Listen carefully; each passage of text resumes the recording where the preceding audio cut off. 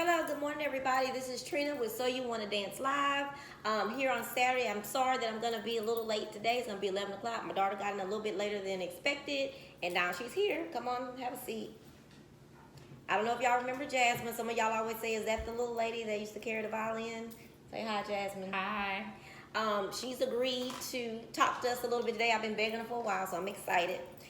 She's not Trina, so she doesn't really like the camera. But she's gonna look at the camera, right? Yeah. Okay. Oh, when I answer the question, should I look at the camera or should I look at you? You can look at me, because that way once we start talking, but then make sure that right now you're looking at the camera, because you're introducing yourself. Introduce yourself and tell us something about you. Isn't she goofy? You are? I'm Jasmine, and what do you want to know about me? I know you. They don't know you. Yeah, but like, what is... You are, do you mind telling your age? I'm 27. And you have so much more conversation than this all the time. I never like introducing myself. It's always awkward. Oh, for real? So when you go on interviews, what do you do? It's always awkward. It's something I really have to prepare for. Oh, okay. So where do you work? I work at Apple. And you do? I'm in recruiting at Apple. Okay, you're like a recruiting coordinator. Sure. Okay, so, and you live in? Austin. But what part? Someone asked me, name day. Oh, also she has a little cold today, so she'll be coughing. Yeah, I live in Cedar Park. Cedar. I lied then. I told them you lived in. It starts with an L? Round Rock, Pflugerville. Starts with an L. Somebody Leander. Told me. Leander. Cedar Park is close to Leander. Okay. But I've heard you say that name before. Yeah. I think it was my friend Deborah Ozine. Her family lives in Austin, and she was saying somebody lives in Leander. Because Leander is where you go to build houses and retire. That when I said Apple, she says, "Oh, well, my brother lives in Leander." So is that close? Okay, that might be why she said that. Yeah, okay, so today we're just going to talk. First of all, I want to, at the end, I'm going to talk to you about my shirt. It says Vote or STFU, and I'll talk about that shirt at the end. But y'all make sure y'all like it. It's super cute. So we're going to jump right in today. We're going to talk about several different things. We always hear the term millennial, that I thought was okay. Somebody even asked me in an interview, how do you deal with millennials? And that's when I realized they can definitely have a negative tone, I guess, when they said that to me. And I was like, I got millennials at my house, but it makes them sound like aliens. But we're going to ask Jasmine a little bit about that. But the first thing I want to ask is, what are student loans? We're going to talk about student loans. You were college. You know what? I'm going to back up. You were a college student. You actually did dual credit classes when you were at Carver High School. Matter of fact, you graduated from Carver High School in 2010, and then you went to University of Texas in San Antonio, UTSA. Yep. And so she graduated 2014 in what? Business management, but I specialized in sports and event management. Sports and event marketing? Sports and event management.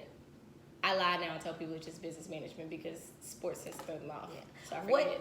What did I know that and again I ask you questions that I know, but of course they don't know. So when you wanted to go into sports, I know you really had a lot of big ideas about going into sports management, the ways you could help I think it was a WNBA you wanted to help them at one time, sort of. Yeah, I don't remember that. Oh gosh, it's been that long ago. Why didn't you go into sports? What was one of the reasons? I know you did a big internship at the Toyota Center. Sports is $1 million industry, and they don't want to pay you more than $45,000 a year. And I can't live on $45,000 a year. Nobody can. And so you can work in sports. It's fun. I guess the perks of being around the atmosphere, but like, I can't eat rocket tickets. You know. Yeah, that's true. So I knew the jobs aren't as plentiful as I thought, and the jobs that are there, they don't pay well. So. And I think I remember you saying something about a glass ceiling. You can only go so far. I've heard that there's a glass ceiling that you can only go so far. I mean, I feel like when people tell you, oh, there's a glass ceiling in this particular industry, you can't go that far, it's kind of like, that's your experience. And I try to be very, like, not to be arrogant about it, but your experience is not my experience. Yeah. Just because you had to hit a glass ceiling doesn't mean I'm necessarily going to do that. So someone's told me that before, like, there's only so high you can go in sports. But that's not your reason for not That was going. not my reason for not going. Okay. Someone told me that when I got a job outside of sports. Okay. And then your first job outside of college was, and that's where I'm going to lead into this next conversation. Your first job outside, you were when you graduated and walked across the stage. How long did it take you to get a job? 6 months.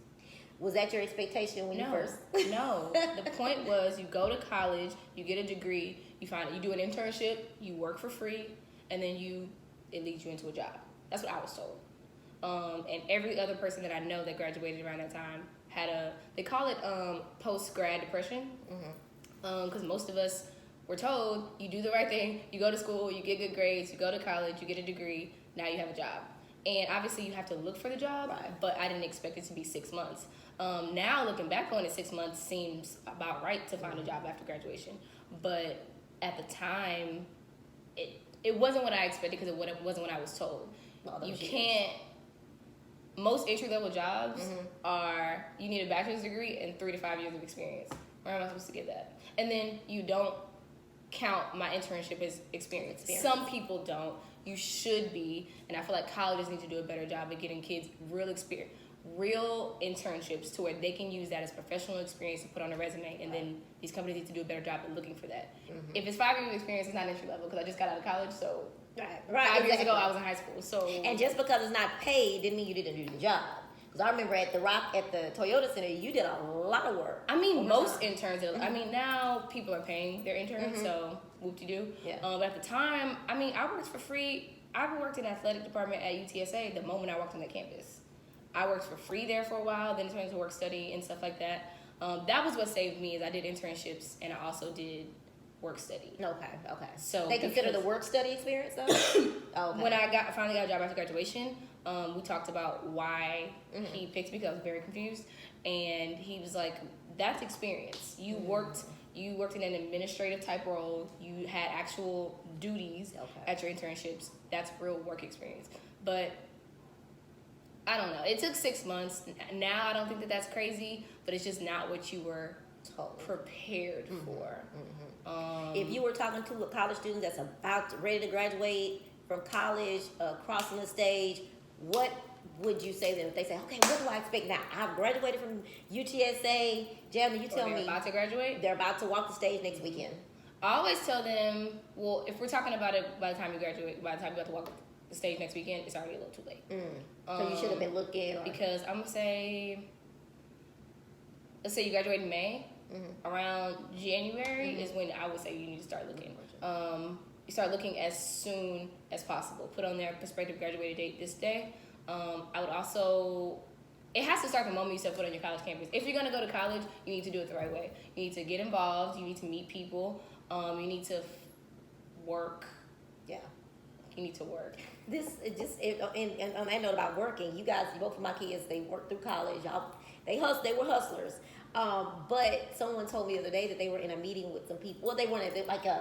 It was a meeting of chairs and deans and stuff, and they were sitting there talking at a luncheon, I think, and everybody was saying, well, my son's working here, my son's doing work today, my daughter, and this one person was kind of smug. A smug African-American lady was like, yeah, well, my kids don't. That's a terrible idea.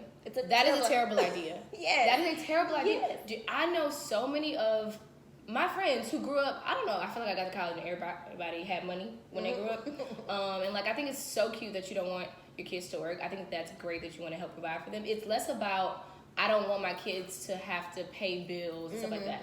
Sure, let them make the money to do whatever they want to do with it. But you can't be 18 years old, you've never worked a day in your life. You can't be 21 and you've never worked a day in your life. You've never dealt with working in retail and working in food teaches you nothing. Character, how to work with people, how to work with people you don't like, how to be respectful, basic decency. Yes. Also, you're not going to get a job if you've never had a job. Yeah. It just doesn't work. You need to. And that's what I was thinking when they were telling me that. I was like, they don't realize you already behind because people don't because I don't want my kids to have to worry about stuff. I think that's great, but you can do both. You can pay their bills and do whatever you want to do, and also people need to work. Like, I plan on being well off. My children are gonna work because I need you to know that the money don't just fall out of the sky. Exactly. I worked for the money. Also, the concept of you don't just get stuff, you earn stuff. Because imagine your kid is now 21, graduated from college, and you never had to doesn't understand the concept of things don't just fall out of the sky. You have to work for and then you don't have any expectations when you get on this job and someone says, no, you can't just do that, or you can't. Or ask you to do something that you shouldn't be doing. You don't know because you've never worked before. I think if nothing else, it builds character, but also the first job you ever apply for is 21 years old. It's just too late. Unless you go to college, like I said, you need to be super involved, like in whatever you can be involved in. You need to make sure you're doing volunteer work. People love that. You start working on your resume like the day it starts. Your resume is a living, breathing document. Are you practicing? Another thing about having jobs is you've never done an interview until you graduate from college. Exactly. Yes. You probably don't know your social security number because you never had to apply for a job. So it just doesn't make sense. But you need to be working. Like I would say, from the moment you step foot on campus, you need to find a job. Something. Especially like think about the relationships you build if you worked in one place. The relationships that I built in sports from working in the same department for that full 4 years. Because you're gonna need references. Yeah, it's the only way I was able to get a sports the Rockets internship was because I'd been working in sports my whole life or my whole college experience. So you need to work. You need to be involved. I'm supposed to say networking. I'm not good at it. Some people might be good at it. Yeah. So let's move into student loans. And so what that has, you did dual credit. So you did have some credits available when you went to college. Do you think it's a good idea for people to go to community college first? There's no reason not to. It's almost silly not to. But people go because of the... And then your parents. Most of us, I tell parents when I speak to them that your parents, your friends. They're going to a 4-year college, and there's a stigma around community colleges that it's like, oh, you're not going because you couldn't get in. Not really. We don't talk. It's now a little bit different, but we weren't talking about being fiscally responsible at that time. I'm sorry.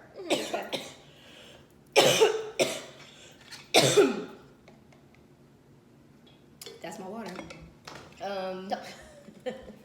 But it just makes financial sense, especially if you are anti-student loans. You have to go to community college first. Which I think, I've always thought that when I would tell students when I was doing recruiting that it's almost impossible outside of community college to not get a loan. College is really super people. If your parents can pay for you to go to college, great. I'm not going to college. That's right. You said that before. Yeah. If you're wealthy, I'm not going to college.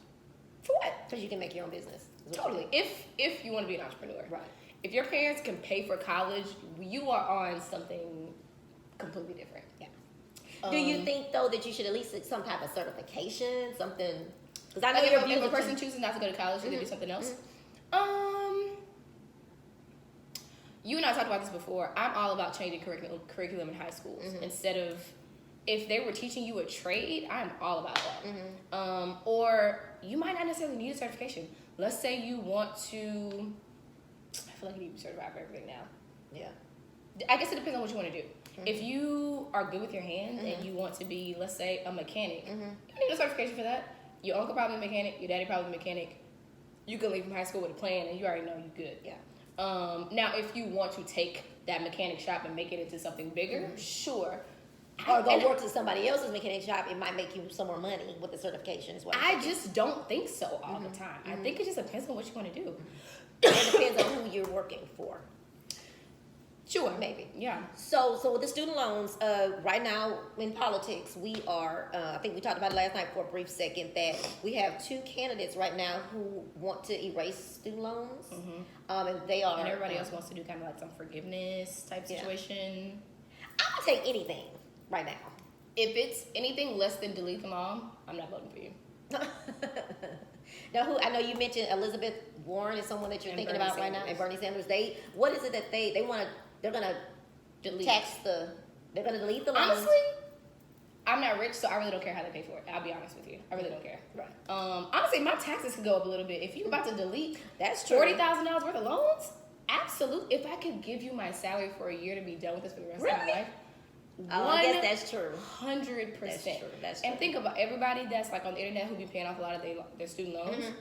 They are married and like wife works and provides for the family. Husband, full salary goes to loans, or just about full salary is going to loans. And then it's a year of a little bit of sacrifice, but it's a wrap. I would give you my salary in a second in order to have that monkey off my back for sure. So do you think for your age group or this, I'm not going to use the term right now, but millennials is what they normally would say, so I guess I am using the term. Is that you think that's the most important thing right now? For you, I know. I think for a lot of us it is. I think that will be a deciding factor for a lot of people. or at least people that I know that I talk to. I remember we found out that they're talking about deleting loans. Oh, easy. Right. Everybody else can. Right. You don't have to show up because Yeah. if you're not hitting delete. And then some of the plans for forgiveness, like I think Beto O'Rourke has a plan for forgiveness that's like, if you go into public servitude as a career, they'll forgive them. But like I was talking But to you have to pay 10 years. not even no, that's not his plan. Oh, okay. Yeah. Okay. Sure, but like let's say I want to be a lawyer. I ain't signed up to be a what do you call it? What is the one where you go to court and they just give you a lawyer? Oh, public. Is it? A public defender? Yeah. I didn't go to school for that. I wanted to do big law. And so you're going to punish me for trying to do big law? I don't want to do that. Everybody doesn't want to go into public servitude. Right. I don't particularly. Let's just say like what you just mentioned. What if you have to do it for a year? Once you get your law degree and you say I do Sure, it and but then I like, wipe out all your student loans. Why are you putting stipulations on what I can use my degree for student loans that are actually a scam and you know it's a scam? If we weren't having a conversation about student loans being a scam, then sure. Like, don't call me UTSA talking about donating to Alumni Association. I haven't seen a return on my investment yet. Absolutely not. No. If you're not hitting delete, I don't want to hear it. And Beto also has a really good plan about making college more affordable. So I guess back in the day, I don't know nothing about this, but you could go, like, a person could have a job, like a part-time job, and pay for their classes. Like, a couple $100 for a semester. Sure. Most of us are going to go to college. Right. But especially, it's just too expensive, especially when we see people who don't go to college and they can be successful and run And I know laps around several us of your financially. friends, I know two for sure, that they went to college, but now they have their own business that they're not even using their degree for. Or went to college and finished, or didn't go at all and is doing have their own business perfectly and make it fine. really good. Totally. So yeah, Student, if you're not pressing delete on them, I'm not. okay, so that's And the big factor. for That you. is my big voting issue. I mean, among other things. Other things. But that's my big voting issue is because it's just you're already starting so far from behind. You literally starting in debt. and it's back to the promises that you made me. You get a good job. You go to college. You get a good job because you have a degree. Yeah, but no one said you're also going to start with $50,000 worth of debt. So don't even think about trying to buy a house. Right. Or trying to build your credit. On that note, I have a friend, and I don't know all the details, but I have someone, a friend of mine who's doing business and everything, but she was going on this plan to get a house. Yeah. And they pulled it up and said, and her loan is, what is it, forbearance? She's in forbearance. They told her, no, that doesn't mean and anything. I feel like that some people can buy houses with that type of debt because they're solid everywhere else. Sure, but like, you're starting out of the gate with that amount of debt. Even if, let's say you were able to get a house and do everything that you want to do, when you die, You still got your family got that. The debt is still there. The debt doesn't leave you, and it just doesn't make. Because I want to just think of the concept of it. I would like to better myself and feed my family, and I have to go into debt to do that. All right, here's $50,000 worth of debt, and now you can kind of sort of feed your family, and your kids will inherit that debt. That's ridiculous. Yeah. And then literally, 6 months after graduation, that's when they start sending you That's when they start sending you. to start paying your loans. I remember what you told me. I'll never forget. You said, I said, I'm not paying anything until I see. I haven't even secured a job yet, and you are already asking me for the money back. And then even the amounts of money that they want back is just Ridiculous. Yeah. Yeah. So what do you think about the loan forgiveness that they have now to where you have to work 10 years? 10 years and you have to pay. You setting me up for struggle in order to forgive something that you told me that I had to have, I think is silly. Okay. I don't enjoy school. I don't know if you know this. I don't enjoy school. I don't want to do it. I want no parts of it. You told me in order to be successful and live the life that I want to live, I had to do this. Something that I have to do to survive, you are now going to penalize me via student loans, or I got to serve for 10 years. So now I can't even start my career that I got the degree for until I'm 30? Yeah. And then some people don't even get And my that thing is, career. tell me that up front. Cool. In order to be successful, you need to go to college. You got to inherit this $50,000 worth of loan. Also, you'll work 10 years after that, serving the community. And then from that point forward, at 30, you can live your best life. Then you have that expectation. Yeah. I ain't had none of those expectations until I graduated. And maybe other people had them before that. Maybe. I don't think so, because even after you graduated from college and you went through your 6-month thing, I changed my spiel when I was going. I think I told you I did. When I started going into to talk to high school, because my spiel was, hey, you gotta go to community college, because it's cheaper, blah, blah. But then you go to college, and then you're gonna get a great job. And I didn't have a waiting period. Set the expectation, because people, or at least people that I know, they graduated and felt like they did something wrong. Right. They felt like they did something wrong. They felt guilty. They felt bad. They felt lazy. I had a man tell me, why didn't you think it was important for you to have a job after you graduated? I remember that. I remember that. He was like, so he said, walk me through February of 2014. Why aren't you looking for a job? Sir? I don't even want to work for you. Also, this is some white man who I know, you work for your daddy's company. So don't do that. And I just think we don't set the right expectations, and then there's this stigma around, like, well, maybe you didn't do what you were supposed to do, which is what we do with most issues, is like blame the victim of the problem. I'm only doing what I was told to do. And then people get really, really sad, like depressed, like heartbroken, because you feel like you wasted all this time, all this energy, all this money, and there is no return on and what then, you did. Totally. Yeah. And it's not your fault. You did what you were supposed to do. Yeah. So, and I think grants. I think if they had more grants, They don't have enough grants. Right. I expired on grants. Everybody I know expired on grants at their junior year of college. Yeah. Junior year of college. Absolutely. And then now I'm depressed before I even graduated, because like, how am I supposed to? Then you want to do the Parent Plus loan, which is a scam, because now I'm acquiring debt, and now you're putting that debt on my parents who already have debt for trying to better their life. Yeah, that is definitely true. I have a friend. He brought that up too. He didn't realize that. Oh, I got this Parent Plus loan. That's me. That's my bill. And there's There you go. Okay, we're back. Y'all know I forgot to put my phone on silent. Sorry. I'll get better soon. I've been saying that a long time, haven't I, guys? But I'm telling you, it's gonna be right or something. Has it happened before? It did. It happened like 4 times with one of my interviews, and I was like, it was like a 4-parter. But you told me yesterday nobody ever called you, so whatever. What were we talking about? We were ending that. Just setting the right expectations. With Parent Plus loans, that's been on the news. Oh, Parent Plus. Parent Plus loans have been on the news recently because no one is setting the right expectations. Financial aid is not a bank, right? So they're not gonna advise you on what you should and shouldn't do, because their goal is just to get the student loans, get you to take loans out. It's a scam. And I don't even think they explain to you too all this. And I mean, we know loans are interest, but I don't think anybody explains to parents, especially older parents who. Not even parents, because Parent Plus loan is y'all's. All the other loans are mine. You didn't explain to me not one of those.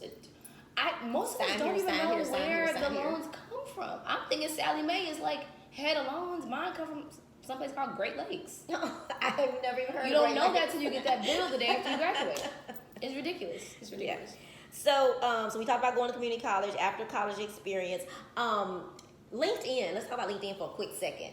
They found you. Target found you. A recruiter found you to bring you into Target for a job. What was that experience like for you, getting that type of jobs? Not so quick, but I mean, you were a manager, like over all these people. Honestly, me and my friends were just talking about this. Like, first of all, who's ever prepared for anything? Yeah. But that's me in general. But none of us were. No, I had no idea what it was. I forget a lot about the Target experience until someone brings it up. Or I'll say something about my current job when someone's like, yeah, because you walked out of college and you were a leader. So, I mean, I wouldn't say that I was prepared for it. Like, obviously, you take management courses, but, like, a management course is not going to teach you how to manage the people aspect of your job, which is the important part. Like, sure, I know how to read financial reports, sure. But that my day in and day out is talking to people. No, I was not prepared for that. And I'm not really sure that there's a class you could take to prepare you for that. because me and my friend Kendrick both were leaders right out of college. Now, did he have experience in high school too? Like you did, you did what is things council, you did things like that in school? We were both involved. We met through AK Psi. Okay. What is AK Psi? It's a business fraternity. Because people look at me crazy when I say, well, she's in a business fraternity. And they say, well, no, she's a girl. Oh, God. It's co-ed, so it's a business fraternity. and because in co-ed you take the masculine because, you know, the patriarchy. But we met in a business fraternity, which if you have business fraternities, you should do business fraternities, because that is why I'm confident in interviews. The process to join the fraternity, you have to do like 60 interviews, and 60 people look at your resume and rip it to shreds until you get to a final product that makes sense. So that's why our resume skills are easy, interview skills, cake. Because my target interview, they said that was the best interview that he ever had. Okay. That was a phone interview. He told me that when I left. Yes. My new job told me it was the best interview he ever had. So listen, I'm really good at that. But you no, need one of these 6-figure jobs to say that. That's what I'm saying. No, I wasn't ready. Yeah. And no, Kendra didn't have experience leading people either. But y'all got ready. You got in, learned what you need to do. Because I think you said you think you've done a good job. Did a good job there, or? I know that I did a good job there. I don't know. Some of my friends say that some people are just naturally good at it. Maybe that's the case. If I wasn't good at anything, the people aspect is, but you have to care. Yes. You have to care. In order to lead people, you have to have a direction. Some people don't understand that concept. Because I was a little annoyed that Target doesn't call you a manager. They don't call you assistant manager. They call you executive team lead, which sounds like a lower level position. Which, you know, I don't really think about that either. You could think I'm a cashier and it wouldn't mean anything to me. But it sounded like a lower level position. I asked them about it and they were saying, leading is better than managing. Anybody can manage people, but leading is different. In order to be a leader, you have to have a direction. People don't know that. Yeah, a lot of leaders don't. Yeah, you can manage people. I can manage people on paper. You are here in this area on this day. You come into work at this time, blah, blah, blah. But people are people. They have lives. They have families. So that was the part that I loved and hated the most. You really have to connect with people. You have to care. And know who they are. Trina has 3 kids. She is alone. She doesn't have a husband. You can't cut her hours like that. Yeah. But then I have to. But then having the people aspect where I will come and tell you, hours about to get cut. I have to be fully transparent with you. And transparency in leadership, to me, is so important. I know you can't with everything. But what do you think of think it's super important. But the higher ups, I don't know if it's a personal. I think it's incredibly important for me to be transparent where I can be transparent. Gotcha. Okay. There are some places where you can't be fully transparent. For instance, you're cutting my hours and I need them. I mean, I can be transparent and tell you, like, sis, I just ain't got the hours. If I could pull hours out of my pocket and give them to you, I would give them to you. I just don't have them. They're cutting hours like crazy. I can tell you they're cutting hours. I can't tell you that if I know that layoffs are coming. I can't tell you that. Oh, really? Okay. I guess that makes sense. Yeah. And so that's the part that, like, bothers me. Or the fact that I know that Trina is a single mom of 3 kids and I have to tell her today that I'm cutting her hours in half. And she can't feed her family. Stuff like that. I think the transparency is important where you can be transparent. If you can't, like my current job, I tell you the frustration with me is something like they did bonuses. They did like mid-year reviews and bonuses. But they only did, it was secretive. They didn't tell everybody. So some people got mid-year reviews, and with those mid-year reviews, they got the bonuses. Why not just say, hey, this year we're doing mid-year reviews. Do them on everybody for the veil of transparency. You don't have to actually be transparent, but we're gonna do mid-year reviews. Even if you already have in your mind who you're gonna give the bonuses to, just do them to save yourself the heartache. But then you do them secretive. So now you got people, and I guess coming from retail, there's just so many people to deal with. Yes. And these people, they ain't got nothing else going on. They live for this drama. They want to be able to whisper and who's doing this and who's doing that. And so that's exactly what happens in these corporate environments is, oh, you got a bonus? I didn't get a bonus. Did you get a bonus? And now we're all whispering about bonuses. We don't know how much you got. Oh, I didn't get one, and now I'm mad at you because you got one, and I feel like you don't deserve it. And then the morale. And now morale is down. We're gossiping, and now you look like the terrible leader who doesn't know how to be transparent. When all you have to do was like, yeah, we're giving everybody mid-year reviews. I already know who I'm giving it to. And you can't do nothing about it. Totally. The same way we have like incentives for certain things. I am transparent about the incentives. These are the incentives for this thing. This is what you have to do to reach them. But transparency is important to me. I don't know that is just an oversweeping. I don't know. Yeah. So I don't want nobody gossiping. For instance, if Trina gets fired today, call us a meeting and let's talk about it. At Target, I am nipping that in the bud today. If you got fired the moment your shift started, everybody meet me in grocery. We're having a huddle. Hey, unfortunately, Trina is no longer with us. I just wanted y'all to know she won't be here for this shift. If you have questions, come talk to me. Now, we have cut the gossip. Right. Ain't no, well, I heard Trina got fired. I ain't seen Trina in a couple days. Cut it. My boss got fired and nobody knows. So now everybody whispering like, "Oh, her office look empty. What's going on?" You just kill it. It doesn't have to. And it takes away the productivity from everything else. Because now nobody can focus on their job because you get. Yeah. I think transparency is an easy win, and people just miss those easy wins every single time. I don't know if they think secrecy is, but I don't really understand the logic behind not doing it. Do you? So you've had a couple of leaders. I've always told you that I think that because you are and you're telling me if you agree or disagree with this, that because you were a decent leader, I would say just from what I know of you, does it make it hard for you to work for people? Is that why you think sometimes it's hard? Because you have expectations of what you did as a leader. So if that other leader, I try not to put those onto other people. Just because I would do it doesn't mean you would do it. But things like, you want to be my leader, but you don't have a direction. You ain't leading me nowhere. So it makes it difficult for me to follow a person who don't have direction. As a leader, pipelining was important. Making sure that if Trina starts with me as a cashier, but by the time she leaves me, hopefully she's not a cashier anymore, I have a plan for her growth. So yes, I expect you to have a plan for my growth. But I was thinking that all of these things are like management 101. So it makes it difficult for me. It doesn't make me difficult to be an employee because I've been a leader.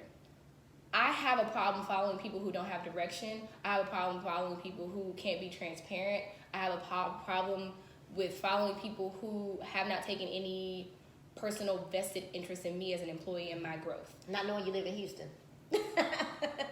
Anybody who knows, I talk about Houston so often. It is not a secret. You meet me within 15 minutes, you know where I'm from. Hey, I'm going home. Where are you going? My coworker was a lawyer.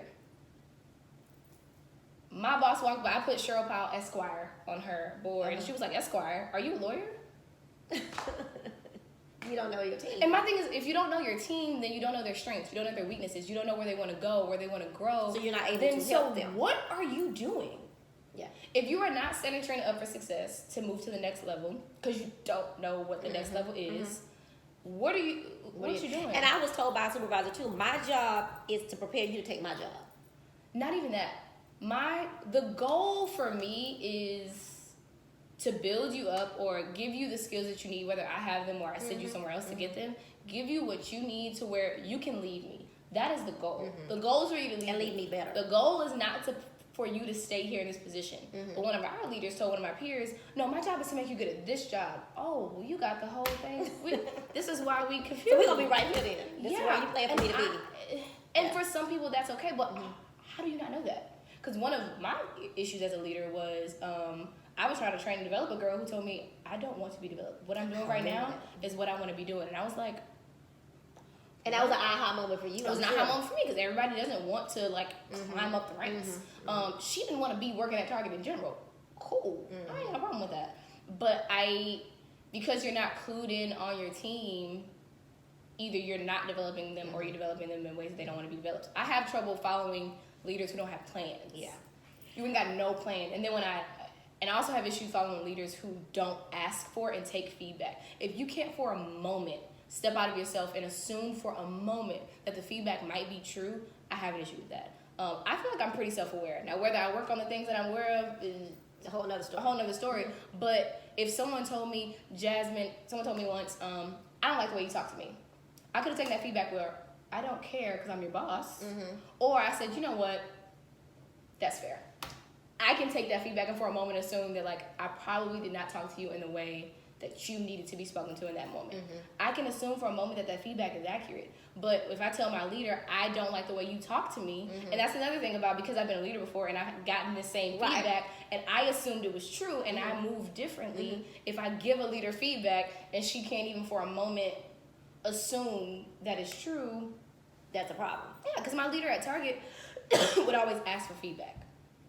which is something, an expectation that I brought to another workplace that I guess I shouldn't have. Would always ask for feedback. Now, would he take it? Yeah, it just depends. Depends on what it is. I had a leader who I thought was a real good leader, and he took a lot of my ideas. But what I respected about him is that when he didn't want to take my idea, he didn't just blow me off. He says, well, and he thought about it. He said, you know what, Trina, I hear you, but let's roll this way this time. That is a leader. I'm okay with that. Because it's like, no, we're not doing that. Right. Without even thinking about it. That was something that I learned at Target. But again, I learned these things from experience. Yes, yeah. Or treating people, it's as simple as treating people. I don't think leadership is difficult. I think you just treat people how you want to be treated. Oh, exactly. I inherited a leader. So one of my direct reports had been working at Target longer than I had been born. Selena. There is no way I'm just walking and be like, all right, shut everything Selena got to say down because we're moving on. It's a new era. No. Right. She would give ideas. Sometimes they were good. Sometimes they weren't that great. There is nothing wrong with being like, okay, let's put a pin in this. Hold on to that one for a minute. Let's put a pin in that one. I think there are better solutions.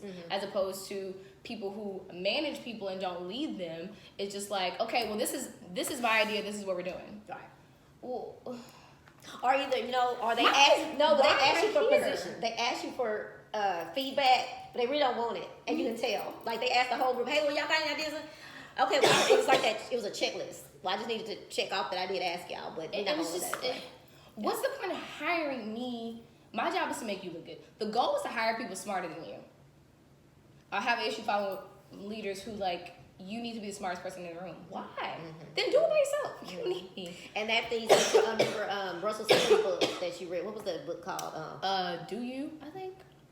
And it was saying, I don't have a degree, but I hire people with degrees. Right. I feel like I want a team of people who are innovative, smarter than me, innovative, or who think of things that I haven't thought about. I told you I thought of once. I was like, how does this? We were making this giant change, structural change that took time, money, and effort to do. And I was like, cool. So how they're asking you to change this, but how does that affect our bottom line? I work in HR. Well, this is HR. We don't have a bottom line. Oh, no, sweetheart. Everybody has a bottom line. Everybody has one. And if you don't know what it is, I have an issue following a leader who doesn't know the bottom line for our organization. Which, all that you're saying, you're upset with me for because bringing it up. Yeah. And it's just, all it is something that you hadn't thought of. Yes. But you can't be insecure. And you can take that back to your office and be like, because if it were me, I would have been like, good question, because we don't need to even do all this. Good question. Let's revisit that. Done. You lose nothing. No credibility, nothing. Nothing. It just doesn't make sense to me. Yeah. So out of everything that you just said is why I asked, do you think sometimes that could be a small issue with you, that because you have these leadership ideas, you have these expectations? I guess because I wouldn't know a bad leader. Would I not know about? I don't know. Okay. Would I not know a bad leader if I wasn't a manager? I feel like I would be annoyed by these things even if I hadn't been a leader before. Okay. It adds a level of annoyance when I know what you should be doing, and you don't. Why are me and the other girl who used to work at Target with me the only people who know what a pipeline is? I don't understand. Yeah. So we talked about comparing it to reality because the expectations you had about life. Let's talk about you said something about Target, and I thought about it. You had good training at Target. What do we think about? Do you think well, you've only had those two real jobs to say about training, getting the proper. I know at Target you had an extensive. Yes, but again, no one can train you for the people aspect. They can talk to you about how to coach a team member. They're never gonna tell you okay, when that team member starts screaming at the top of her lungs at you, there's no way to prepare for something. Or to tell you this, which you told somebody, okay, calm down, and that was what was the cashier? No, I told her to move from register 2 to 4. Yes, and she absolutely lost it. So then I called her in my office and I was like, what? Something happened here. What's the problem? She screamed at me at the top of her lungs for a good 3 minutes. I was like, cool. And I let her do that. There is nothing in the training that could have prepared me for that moment. Yeah. And I don't know that everyone can handle stuff like that. I let her scream. Are you done? Cool. So what just happened? We can't ever do that again. And also, there has to be a little bit of that. Everybody wants to be so nice and sweet. I think I'm a nice person, especially to my team. I don't want... The reason I called you win here is because if me moving you from register to register is triggering you that much, I will never do it again. Right. You tell me what the problem is. And we will put your name on register too. Totally. So I called her in the office to give her the coaching that the training told me to give her. Gotcha. Right? Let's talk about what happened here today. What do you need from me to be better? She screamed at me. There's no way we're going to have that conversation. Yeah. And so I immediately, this was like month 2, and I immediately had to like think on my feet. I mean, I don't really know that a lot of thought went into it. It was kind of like, okay, we can't ever do that again. Don't come in my office screaming like that again. We're not doing that again. What is the problem?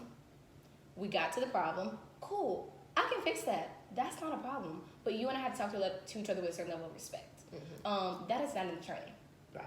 And I don't know that someone can train you to do that. You just being on your feet at that time. Yes. And then that takes from your home training, your experiences through life too. Yeah. Sometimes. And also, everybody got boundaries. My boundaries is screaming. I don't know if I was like this as a kid. A person screaming at me, I literally have nothing. Like, I have no response. Like, you'll scream and I'm kind of like, what was that for? Yeah. And, okay, are you done? Yeah. So we can move on. Right. Screaming has no effect on me. Now, screaming for somebody else, that's a trigger. You ready to fight. That person can't really be a leader, right? Because you can't fight. Yeah. So I don't really know. Yeah. I felt trained on the technical aspects of my job. I think most companies do a good job at that. When they hire you and are okay with training you, because sometimes they don't want to hire you because you don't know how to do something instead of just training you to do it. But I digress. Which is funny. I think about my dad with that. How they wanted to have all this training. My daddy went into a company, a really big company, and he ended up retiring from there. Had no computer experience because that's when computers first came out. We ain't even got to go that far back. People, I work in recruiting now. Right. Okay, well, I don't want to hire this person because they don't have XYZ experience. If I were a recruiter, did you have the experience when you got hired? Right. No. That's, Did the other person on your team have that experience when they got hired? Yeah. Okay, so now we have a skill that is able to be taught. So let's take that out of the hiring process and now hire someone that you can teach. For me at Target, now granted it was like a lower skill job, obviously, but I told my team we are hiring for competency. Can you follow direction? Do you have basic competency skills? I can teach you everything else. Are you a nice person? Can you be customer friendly? Can you follow directions? Can you come to work? Can you get to work on time? That was it. I can teach you everything else. I can't teach you customer service. I can't teach you how to be nice to people. I can coach you to make you be nice to people, but I can't teach you how to be nice to people.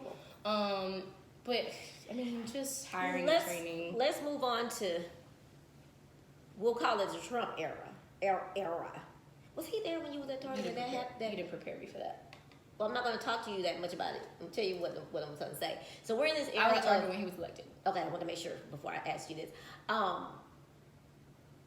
We know what's going on right now. We got a lot of racism that's shooting out now. It's like people are okay to be whoever they are. When you were at Target, something that you never had to deal with, and I didn't even know how to deal with it as a parent when you called. You were called the N-word. Talk to me about how did that make you feel? It affected me in a way that I did not expect. Usually it's like, somebody call me this, I'm a da-da-da-da-da-da-da-da-da. And not to be all woo-woo about it, right. But it comes, obviously it's a word like people around me use, because we're all black. Right. I didn't expect it to elicit that type of response from me. It really, really, really bothered me because you don't know how to react. And you know that it's coming out of a place of such, like, you can feel the hatred. And that's the part that affected me. And I've never experienced that before. It's like you dug deep into your racism bag to pull that out, to give me something that you knew was full of hate. Right. And that is why, like, growing up, I grew up with, like, a lot of Hispanic folks. And so they all use that word. Right. After hearing it used in its original context, if you are not a black person, I can't. Because I felt the hatred from a white person spewing. I felt it, and there's no way to respond to it. You are immediately shocked by it. And so and for somebody like you who most things don't shock you, to me, I am not shocked and speechless by most. I'm really good with a comeback, very, very quick. That shocked me. It shocked me that she said it because nothing that I said warranted that. And then also, it shocked me how my body responded to it. It was just like, what do I say? Yeah, and it's like one of those things like, oh, someone just said a word to you. Like, it shouldn't be a big deal, right? So I'm just going to go home, go to sleep, and I'll wake up tomorrow. I still woke up the next day like, this woman really, like, hate. Now I don't think I've ever dealt with like hatred because I wouldn't return a sleeping bag. You know what I'm saying? It was a video game. I don't know what you remember. Oh, yeah, I do. I remember. I'll never forget that because I've never heard you sound. I've seen Kayla hurt. I've seen her upset. And I hear you upset, but you're not upset about stuff like that. You know that. Because so I knew that. You can say whatever. It doesn't really bother me. Yes. The fact that word elicited an emotional response to me was shocking, and the fact that she just said it and just skipped away. And then the next thing you reported it, or someone reported it. No, and the reaction. A coworker that I don't particularly care for in general. A white girl. I feel like this is important to the story. I came into work the next day. Obviously, I'm not a morning person in general, and I just had that happen the night before. I'm really not trying to play games with people. She immediately came in and just started with me, and I was like, "Hey, today's not a good day. I just had a rough night." She's like, "Oh, what happened?" And I told her someone called me the N-word, and she was like, "You really need to have a thicker skin about these things." I went speechless in that moment, and I had a lot to say because also she cried because I told her something before. The fact that you don't get that, the fact that you don't understand, which adds another layer to why y'all shouldn't be saying it. You don't get it. And I don't have the vocabulary to explain it to you because you don't know it until you felt it. And there is nothing that you can say to a white person to make them feel the response that I felt when I got called the N-word. There's no equivalent to that. That will make them feel There's nothing that you can say to them to make them for a moment feel that. Yeah. Maybe if they were part of the LGBT community, sure, there's something that you could probably say to them to elicit a hateful response. But just a regular, straight, there is, white and I never thought about that either before, but that is definitely true. What they have things that they like to pretend hurt their feelings, but it's not the same. Yeah. Because did you slavery management? Because I think it got to management that it had. Did you feel that they understood, or they just couldn't? They tried to understand. Okay, there are people in the world who can understand, or they can't feel it, but they can understand how you felt. Yes, and when I told, I don't know if I told my boss. I told one of my other peers because the white girl was very upset with me about the response that I gave her. And so he was like, "Hey, what happened?" And I told him what happened. He was like, "Oh my God." He's like, "I'm sorry. You had to come to work that day, blah, blah, blah. I didn't know." He's like, "You know how she is, blah, blah." So I've told other people this story and they understand. Was she the only one you think that just didn't understand? Or because is she the only like person in the world who doesn't understand? No, I'm saying that you were dealing with. She didn't understand because she was an idiot. She was entitled, and she's never had to work for anything in her life. She never had to deal with hatred. She was used to being baby. She was used to. Is this the chick who got fired? Yes. Okay. Absolutely. Yeah. Because no weapon formed against me shall prosper. But then also, I think your boss even asked you about her one time and said, "How do you deal with her? How does she not come at you?" And you had to explain that to him because she comes at everybody in a funky kind of way. And then you tell me that too sometimes, Mama. You have to teach people how to treat you. Treat you. I am adamant about that. If I let you disrespect me once, you'll do it again, and I don't have nobody else to blame but myself. I'm gonna assume that you don't have home training, so let me tell you how you're not gonna talk to me. She would come in and just shout orders at me. "Oh, sweetheart, I don't work for you, so let's just clear this up." "Oh, no, I'm not one of your direct reports. I'm your peer, so we'll talk to each other like this. And if we can talk to each other like this, we don't have to talk at all." She opted to not talk at all. I'm okay with that. Yeah. I feel like if people continuously disrespect you, it is on you because you didn't correct it in the moment. And I tell you that all the time. I tell you that all the time. All it takes is one good, "Hey, I don't know who you think I am, but I'm not her, so keep it cute." Yeah. Shut it up. Yeah. And then that's probably why because I haven't done that, I don't see that happening. You know what I mean? Because sometimes when you come to somebody with that, there's an argument, and I don't argue. I don't argue with people. Right. But I hate it when it becomes a battle. It's like, that's not what I wanted. I was trying to... But I'm not battling. Also, you come in "Well, I don't like..." No. Okay, so thought my phone was on silent or whatever. I don't know. It's silent, but people still calling me. And the person that just called me never calls me. So guys, this is the last little segment that we're going to do. So the conversation we had was about, teaching people how to speak with you with respect. You have to demand it. Yes. I think this time around, my stuff. But you have to demand it and not care about the response. Right. You could demand the respect, and they'd be like, "Well, I do whatever I want to do." Cool. You and I are fine. Right. We I just move on. Yes, and I think that's where you struggle. It's like, well, I don't want to ruin the relationship. The difference with me, it might be a character flaw. I don't care. Right. Yeah. So I agree with that. I agree 1,000% that was my issue. I definitely. And like I told you last night, when you start to set boundaries, people get mad. Anybody who's mad at me about setting a boundary, about respect, like I had a friend who would not trying to be malicious, but would make comments about like things that I'm wearing, blah, blah, blah, right. and I was like, I don't like that. Let's not do that anymore. Yeah. And were they mad in the moment? Sure, but then it's kind of like, are you mad because someone told you that they don't like how you talk to them? Right. I think it's silly. I would hope that someone, if I was actually your friend, if you told me I felt disrespected the way that you talked to me that day, I would feel so bad. I'd be like, oh my God. Yeah. I don't want you to do this. Right. That wasn't my intent. Right. But the reason people get mad is because their intent was to disrespect you. Yeah. Their intent was to make you feel bad. Their intent was to make you feel inferior. And then by allowing them to do that, or you by take yourself, and then it takes all your energy. and that's why I don't away. argue. I don't know if you know what I mean. I don't like arguing or being upset. It takes a lot. It does. I'm an empath. It takes does. a lot for me. I'd be sick to my stomach for days. In high school, when I got into it with one of my friends, it literally made me sick for days. I can't. So I prefer to just like, hey girl, we're not doing that, and just move on. Yeah. And then if you want to be friends with me, cool. If not, that's fine. But anybody who is mad that you set boundaries about respect or about your business, we don't need those people. Because they probably not going to support your business anyway. Oh, they are 100% not going to support your business. In fact, you can almost guarantee that they're either stealing your ideas like they already do, or they're telling other people like, don't talk to Trina because she da-da-da-da. They're not telling you, well, I disrespected Trina and she came from my neck, and that is why. And you know, it makes me think about, it happened with Kayla, but remember with the driving school incident, when I supported this person because they were black business. I knew her, and I said, okay, I'm gonna send my kid, because I sent you to I think Booker T. Washington or something like that.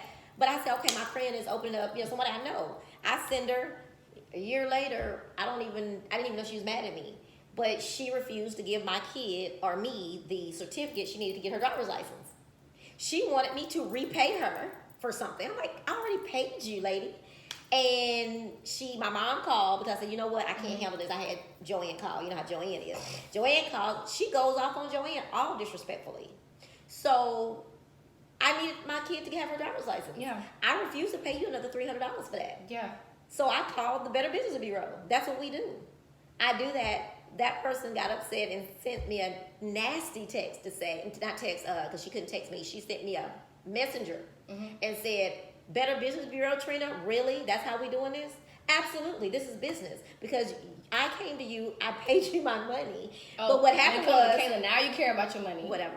So then,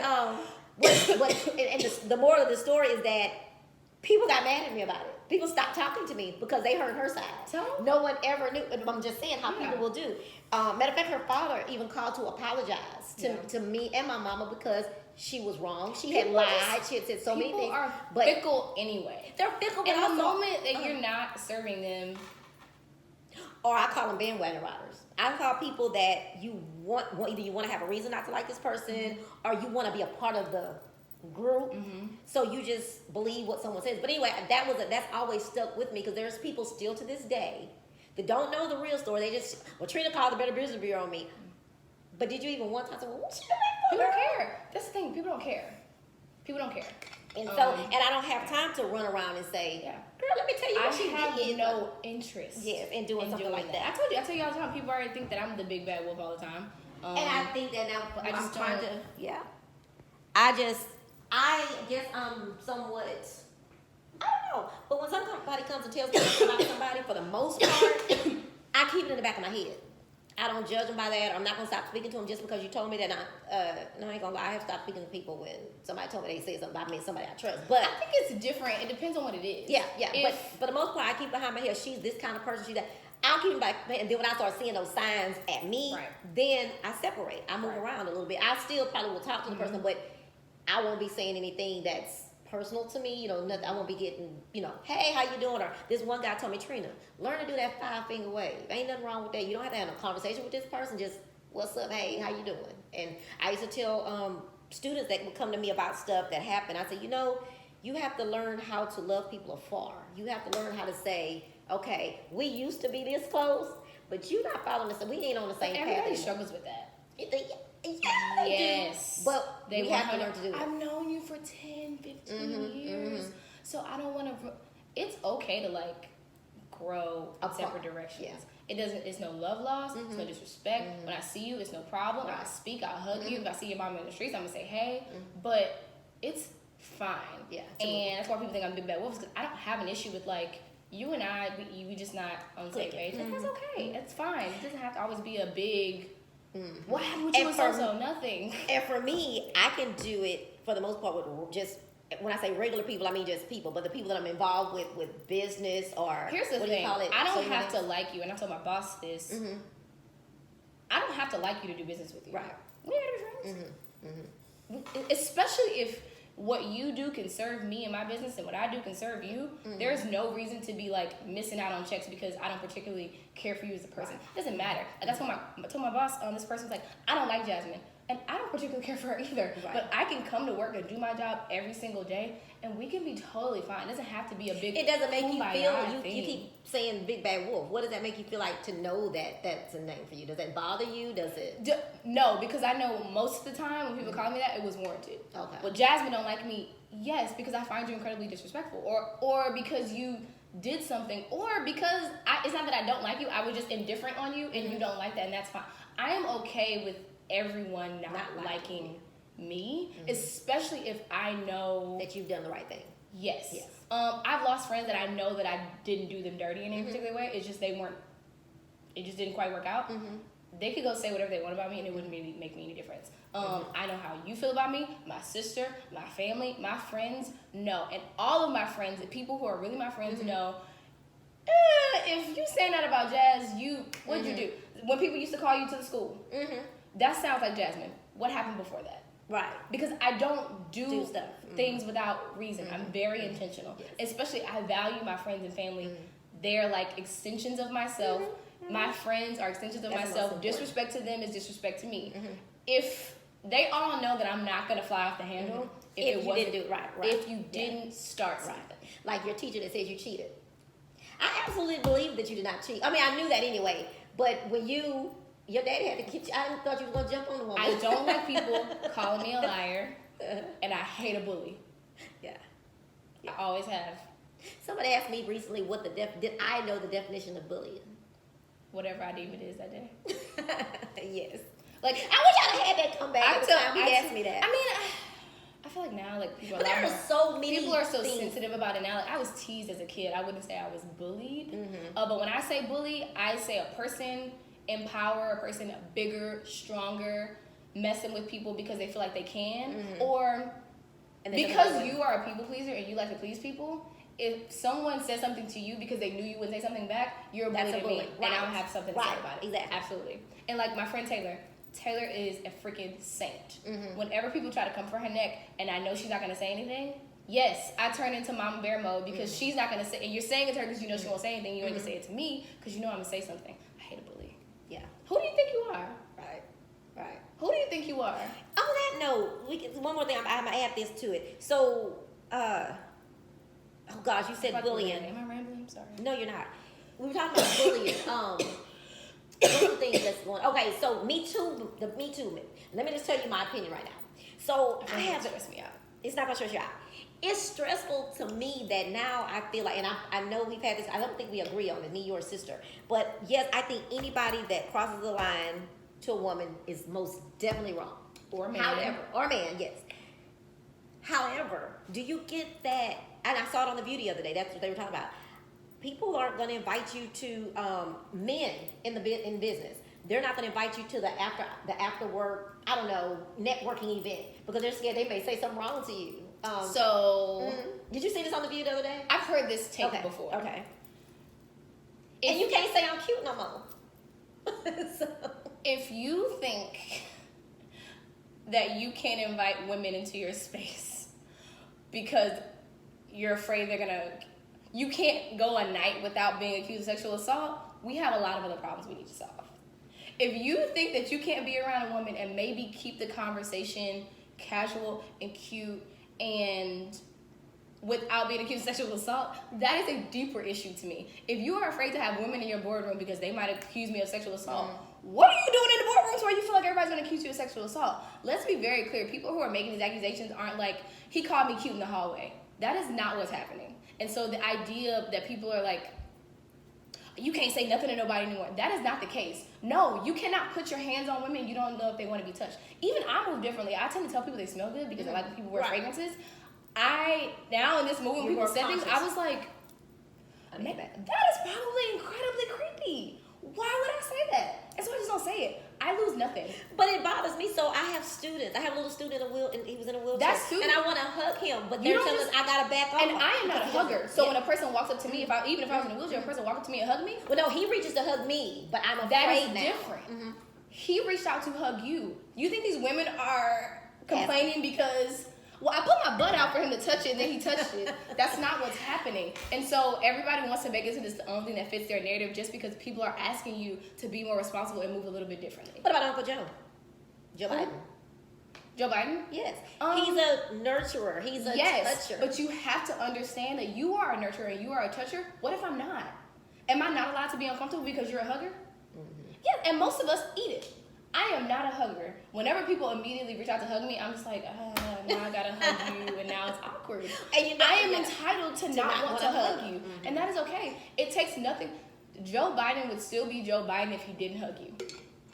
100%. But how did you feel when that came up? Because most people, me, Sonny, we and felt I think sorry we for him. have to be okay being uncomfortable. We have to be honest about something, even when it's people that we liked.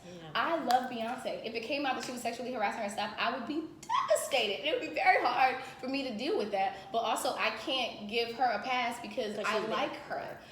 You can still like Joe Biden and call him to be more responsible, like his wife did. He's a hugger. He now knows he needs to cut that out. And that is okay. It's not going to change the nature of you as a person by not reaching out to hug a person that you're inclined to hug.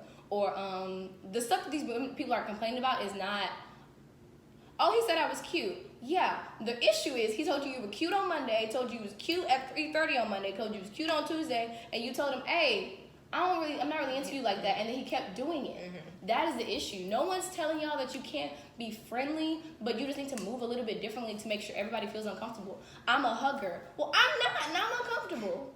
What would you tell your son, if you had a son, what would you tell him at this point? Keep your hands to yourself. And your certain comments, I guess, because that's getting people in trouble too.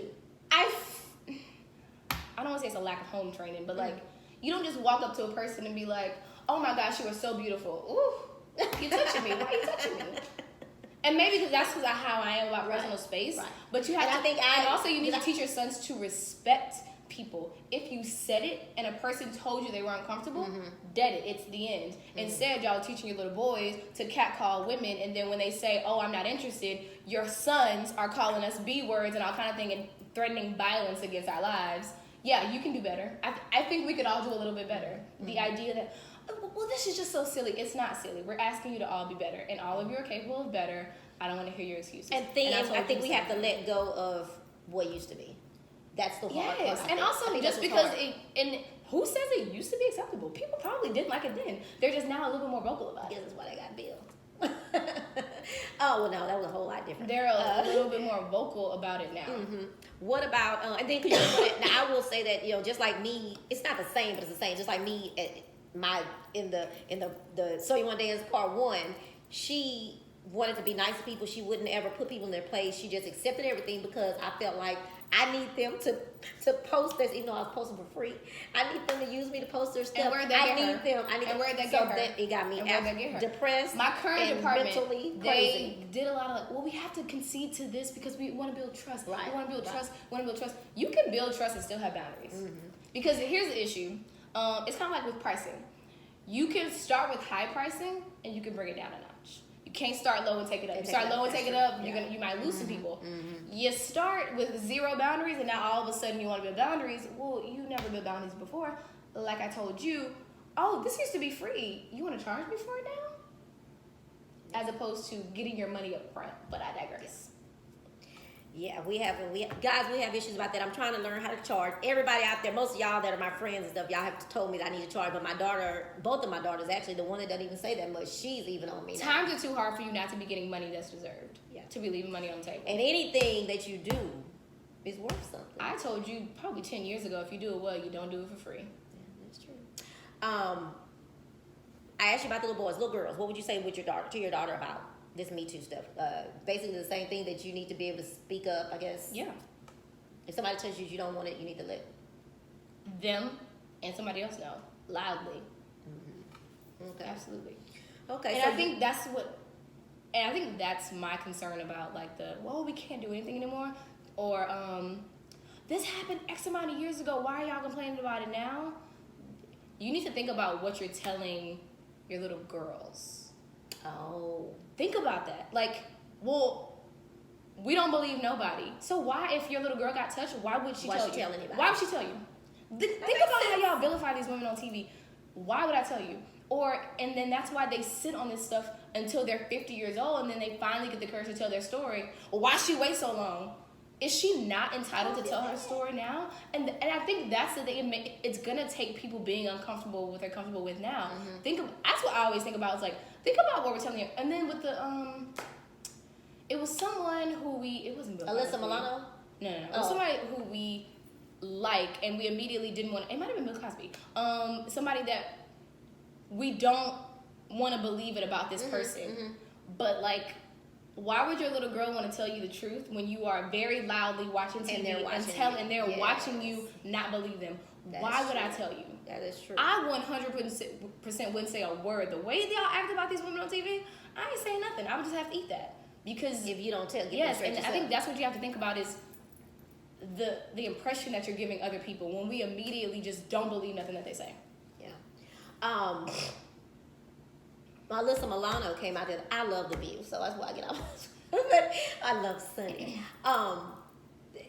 She came out. She's speaking about someone that did something to her, but she said she's not quite ready to say the name, meaning that she will probably end up saying the name. Right. So that makes me happy that I just didn't realize so many.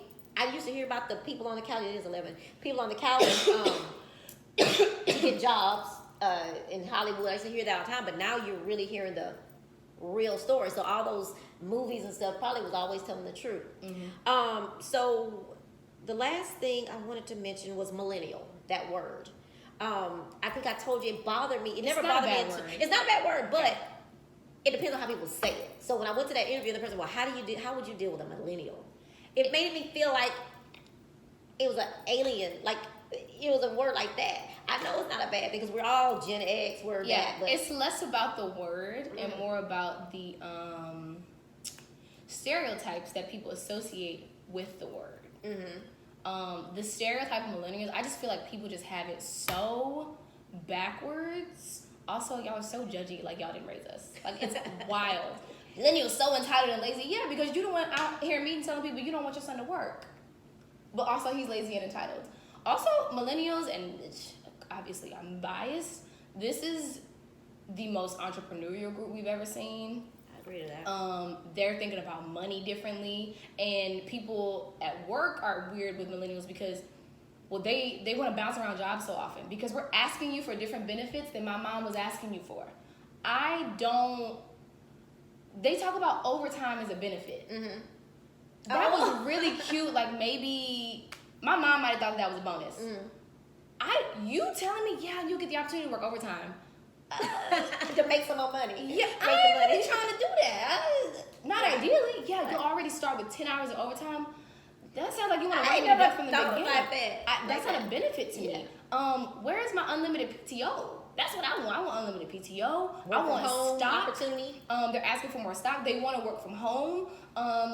We don't want to be in the office all day. Also, the moment you start saying you need to be in office at this time and at the office at this time, they starting to move around because we're companies where I can come and go as I please and still give you the same level of productivity. So the issue is that the workforce doesn't want to change to adapt to millennials, and that's why they're being deemed as this, that, and the third, lazy and stuff, because they're leaving these companies because you're not offering benefits that are beneficial to them, and you are not offering them growth. This is the generation that you lied to and told them to go to college, get a degree, get a good job, and climb up the corporate ladder. So then they get there to climb the corporate ladder, and ain't no ladder.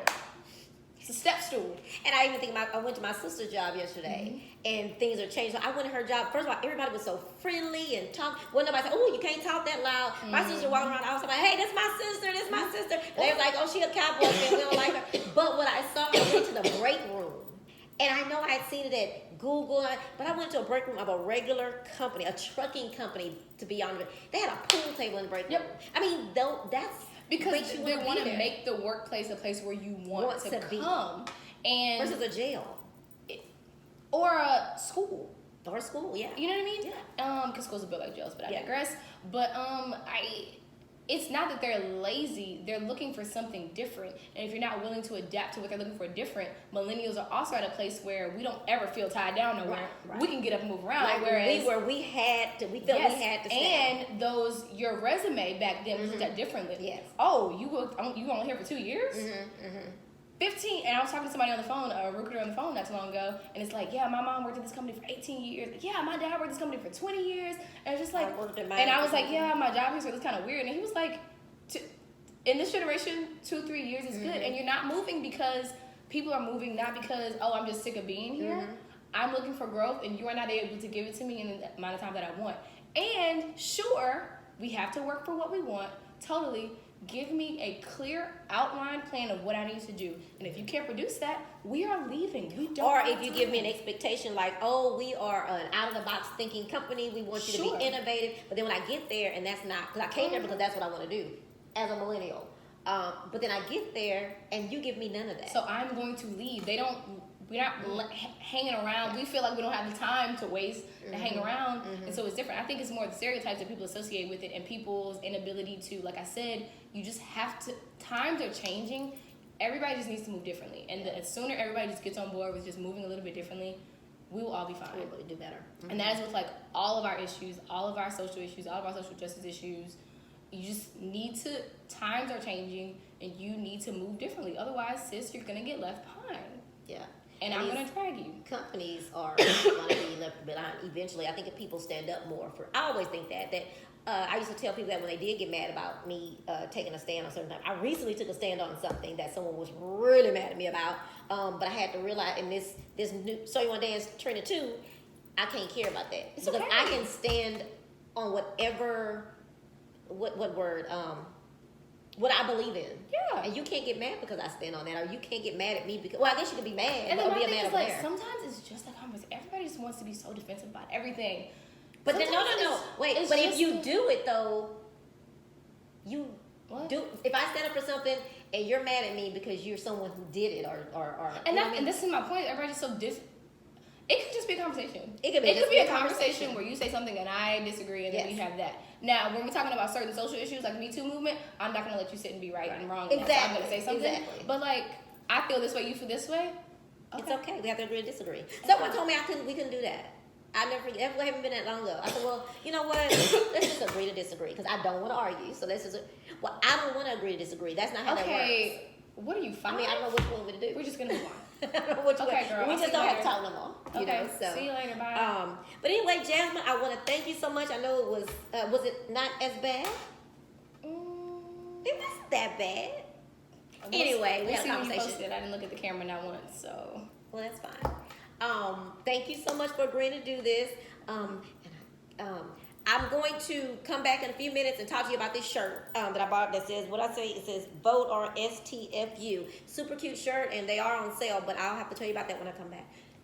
Is this like voting? It's voting, yeah. He's vote for student loan deletion. Vote for student loan deletion. That's what we're working for. Even us old heads, because I know I got loans that I need to pay. Make sure every Saturday, join So You Want to Dance Live on your Facebook group page. You have to join in order to watch the videos. I'm working on a YouTube page that'll come up soon, but for now you have to watch it there. Every Saturday at 10 o'clock. If there's a change in time, and right now there is because different things are going on, different people have different schedules, so sometimes I have to change it. But I'll always let you know ahead of time, if I have to make a change. Next Saturday at 10 o'clock, I will be meeting with ASLD, which is Anytime Swing, Line, and Dance. We're gonna meet with them. We're gonna talk about their history. It is gonna be a two-part. It's gonna be on Facebook Live, so we're gonna be live. It's gonna be kind of a two-parter, but I'm so excited about it. Me and Jennifer Wilson started off together, and we brought those two men into this dance thing. So it's gonna be a really good, the interesting. short blonde curly hair? Yes, that's Jennifer. I love Jennifer. Me and Jennifer went way back to Ladies of Elegance. And she had braids back then. That's what's so fun. Anyway, so we're going to talk to them next week. It's going to be really fun. It's going to be very interesting for y'all to get to know their story. If you have anything in a story or anything that you want to have aired or me to come through and do your ladies chat or men's chat, I would love to do so. I'm taking dates for starting in January. I've kind of filled up for the 2019. So for January, website will be up hopefully by January. Website should be up by January. I just gotta get on my job. It will be up by January, so I gotta get on my job. Jasmine, Danae, Lowry. I had to do it. Kayla wanted to take hers off her degree. You wouldn't let me take mine off. Well, and that's why they spelled it wrong. Didn't they fix it? No, I never sent it back to be fixed. Because you didn't want it there. Y'all's name, my name is Renee, and I think Danae and Janae are the cutest names. Whatever. It's fine. You know we all have names that we don't love. It's okay. I like all my names. And then I don't know if y'all know this, but I'm just add on. I'm babbling, but rambling on. But I have to tell you this. So my name is Trina. My mama always told me that my name was so special. Do you know why? No.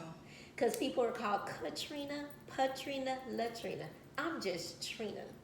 So I'm original.